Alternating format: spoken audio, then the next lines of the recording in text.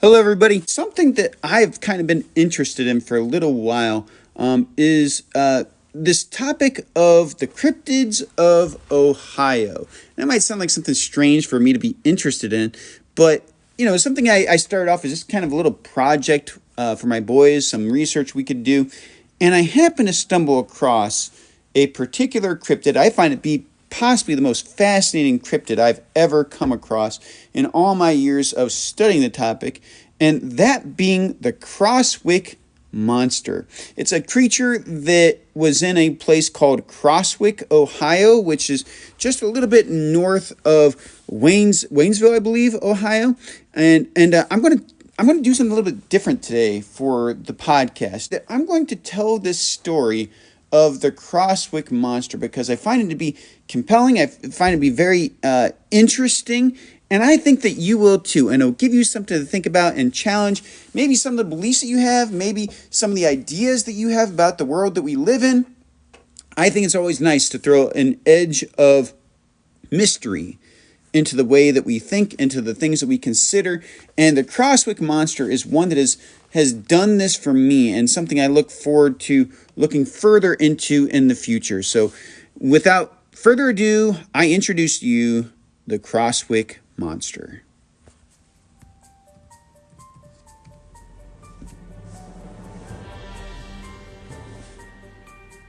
There are stories that are too fantastical to believe.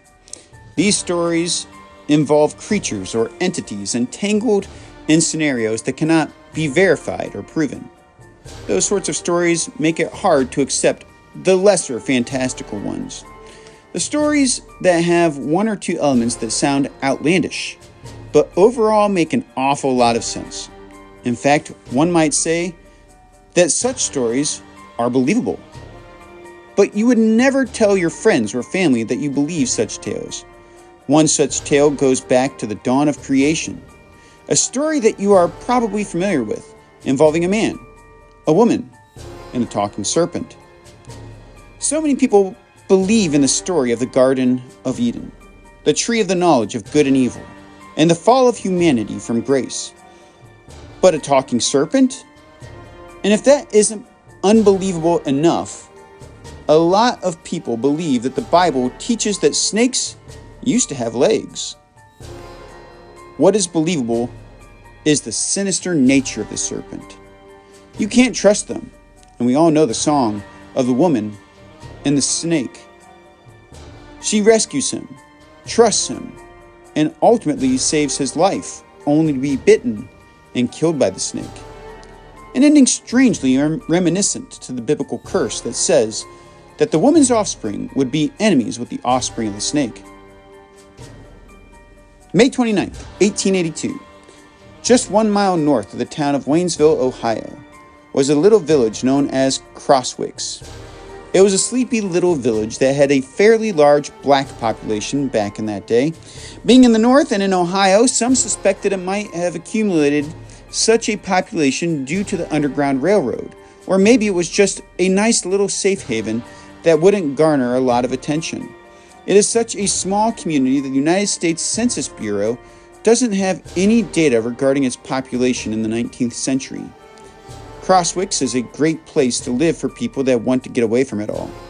Wooded areas, good fishing, and a variety of wildlife, particularly of the creepy crawly sorts. Salamanders, garter snakes, and slithering nuisances occupy the area, but if you are outdoorsy enough, such creatures probably wouldn't bother you. There wasn't anything to be troubled about in Crosswicks until, that is, the day the footprints started to appear. Large tracks belonging to an unknown creature were found crossing the dirt roads that navigated through the small community. As many within communities are aware, pranks and hoaxes are not alien. Many stories had been written by reporters that just became bored and needed something interesting to write about. By now, we've all heard of the National Enquirer. You might not believe that Nessie gave birth or that a variety of famous people are the offspring of Satan, but that wouldn't stop you from reading the fantastical stories within the Enquirer. That's the whole point. Some cheap fun and entertainment. The tracks kept appearing, although everyone had been ignoring them. This began to trouble the residents. Had this been a trick played by kids, they would have gotten bored after realizing that no one was falling for their little game. So far, whatever was making the tracks had not been spotted. That meant it was leaving people alone. This brought some semblance of relief. If this creature left everyone alone, the people, in return, would leave this creature alone. And if the people left the creature alone, the creature would leave them alone. People have a tendency to be naive in situations like this.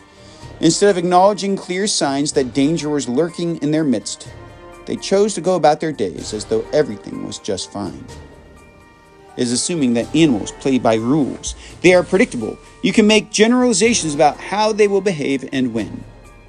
How many people bothered a Bengal tiger before it ambushed and devoured them? How many people saw the rattlesnake before they stepped on it and were struck? True, most predators, most hunting animals will avoid humans altogether. The upright posture of people is unusual for the slinking form of cougars, coyotes, and wolves. What about the alligator? What about the crocodile? The predator that will patiently wait for you to draw within inches of its snout, avoiding your detection that whole time, only to clasp onto your arm and drag you to your doom. Cold-blooded hunters. Ambush predators that we underestimate due to their short legs and awkward frames. The fates of their prey is frightful and full of pain. Even so, these animals have known habits. You can avoid them easily if you know where they dwell. And if you encounter them, if you just follow the rules, it is likely you will survive long enough to tell the tale. What about the creature that is unknown? The creature that avoids detection? What about the creature that might be more than just a mere animal? John Lynch was the father of two boys, Ed, who was 13, and Joe, who was 11. Having been around the stream known as Satterwaite's Run long enough, ensured the father that his boys, both double digits in age, had nothing to fear if he let them go out a ways from him. No serious predators and nothing lurking in the stream that could possibly serve as a threat. Even if a predator trespassed into their community, surely nothing would want to exert the energy it would take to bring down a 100-pound boy. The boys fished and fished, enjoying their time together, but remaining quiet as not to scare the fish. They weren't stirring the water. They weren't even encroaching on anything's territory. Instead, they lured unsuspecting minnows to their unsuspecting doom. To their surprise, the reeds behind them started to stir. They remembered the words of their parents when the tracks first appeared. Leave the tracks alone, and whatever made the tracks will leave you alone. Good advice.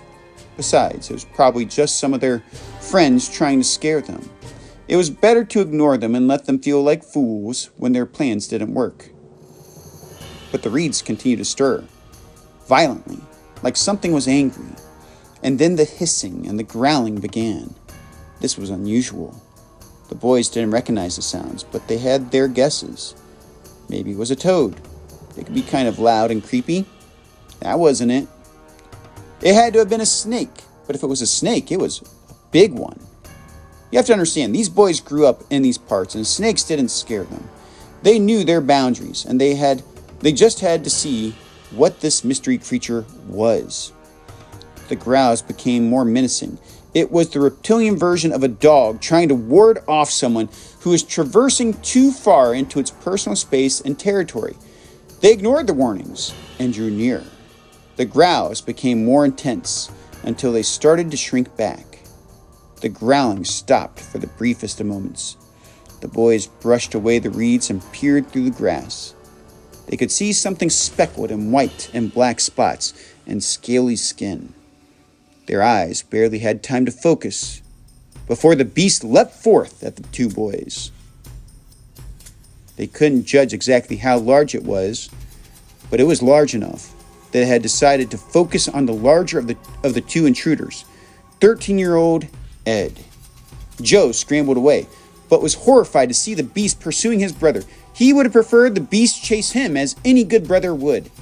Now that the creature was out in the open, its form was more noticeable. It had a long serpentine body, but it was no snake.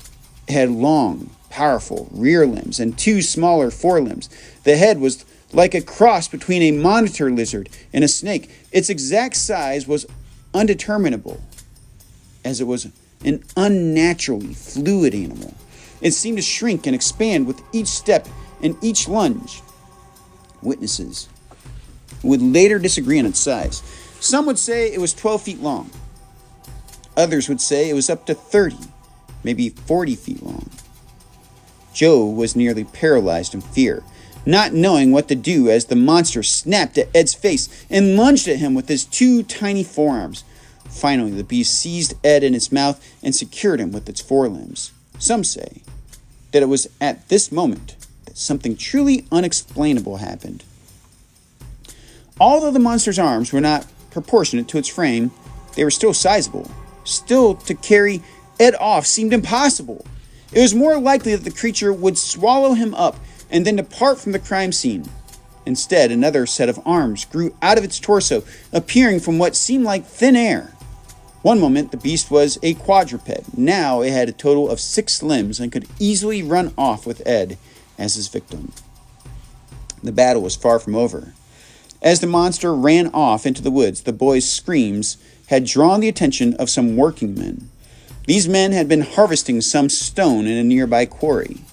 Among the men were George Peterson, Alan Jordan, and the Honorable Reverend Jacob Horn. Not only was Horn a holy man, he was a hardened man. He never feared getting his hands dirty with some physical work, nor did he fear any creature that would terrorize his community. Still, Jacob was stunned to see the form of the menace, a serpentine creature grasping Ed Lynch in its arms while sprinting away on its hind legs. A serpent with arms and legs. Was this? Well, there was no time to speculate. The creature had to die. They chased the monster into the woods. It approached a large sycamore tree that was 26 feet in diameter, a lair worthy of such a majestic and horrifying beast. The creature struggled to wedge his prey into the hole beneath the tree and its hideout, but he couldn't do it. The men were drawing nearer. In a panic, the monster attempted to eat Ed right there. It bit down on his shoulder, hoping to swallow him whole, but there wasn't any time. It released the boy from its jaws and let him fall to the ground. The serpentine creature proceeded to slither into its den, just in time to avoid its pursuers. But these men were both valiant and persistent. The mysterious beast that had been making the tracks had finally reared its ugly head. Now that they knew it was a menace, they had to rid the world of this abomination. They took Ed to the nearby physician to tend to his injuries, while the 3 men rounded up a posse. They traveled back into the woods in pursuit of the monster that attempted to abduct Ed Lynch. It was like a scene from an old horror movie.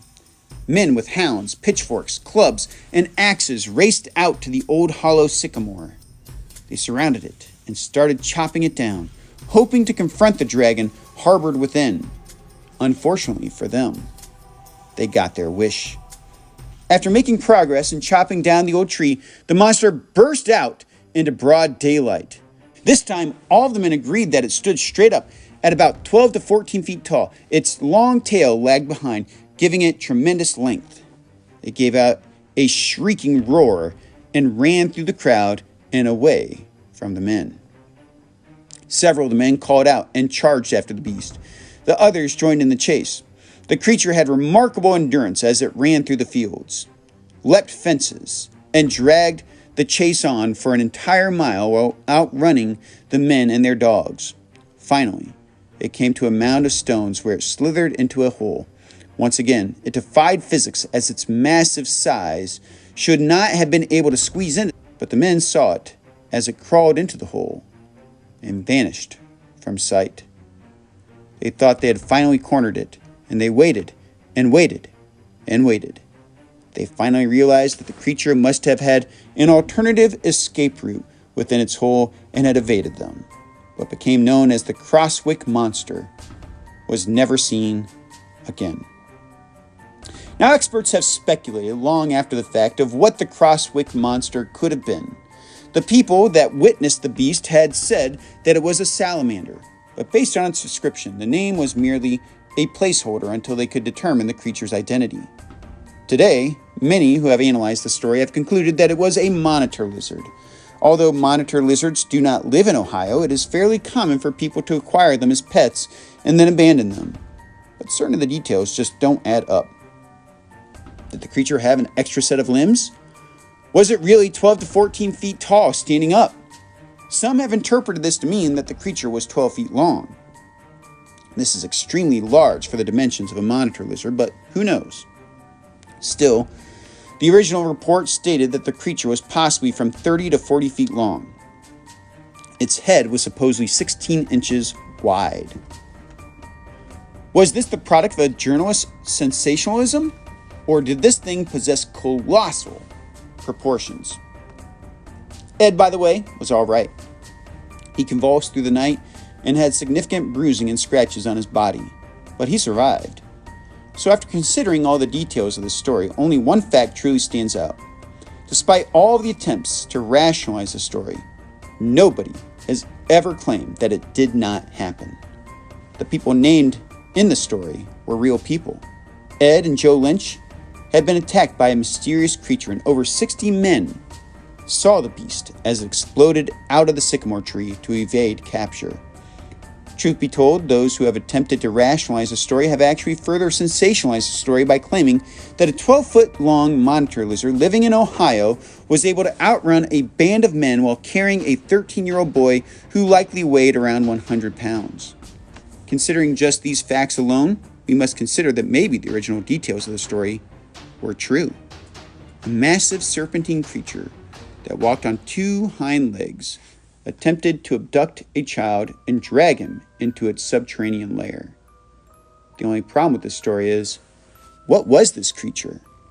Was it a dragon? Was it a dinosaur? Was it an unknown species of creature that lives underground and maybe dwells there up to this very day? Or was it maybe something a little more sinister? A sprite from the pit of hell seeking to drag the children of men into its chambers and perform unspeakable evils. Thank you for joining me for the story of the Crosswick Monster. My name is Bill Seng. You can find more of my work at williamhseng.com, or you can look me up on Facebook, but at williamhseng.com. You'll find more of my podcasts posted there. You'll find my sermons. You'll even find some of my books there. You'll find something you like at williamhseng.com. So I'd like to thank you for joining me for today's podcast. Be blessed.